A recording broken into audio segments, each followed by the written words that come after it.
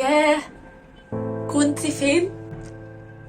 يا ماما، هو انت لسه فاكره ان انت ليكي بنت؟ مع كل مشكله انا كنت بقع فيها كنت ببقى محتاجاكي انت جنبي. هو انا ليه ماما مش بتهتم بيا وبتسأل عليا زي ما كل الامهات بتعمل؟ سلمى صاحبتي من كام يوم وهي بتكلمني بتقولي هو انا ليه مش بشوف مامتك بتكلمك تسأل عليكي زي كل الامهات؟ انا ماما بتحب تسيبني على راحتي وهي واثقه فيا، بس من جوايا كنت بجد بسأل هو ليه فعلا ماما مش بتهتم بيا زي كل الامهات؟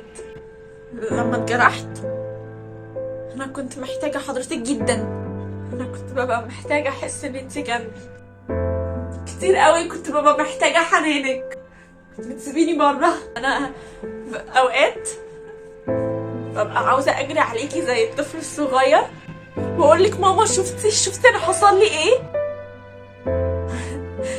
ده انا حتى كنت اوقات بتمنى ان انت تكلميني في التليفون تزعقيلي تقولي لي هايدي انت اتاخرتي انت فين، بس برضه حضرتك مش بتبقي موجوده. ده انا ببقى قاعده باكل جنبك على السفره وبتبقي مش حاسه اصلا باللي جوايا. اوقات يعني ببقى ببص كده على امهات صحابي هما بيهتموا بيهم وبقول هو انا ليه ماما مش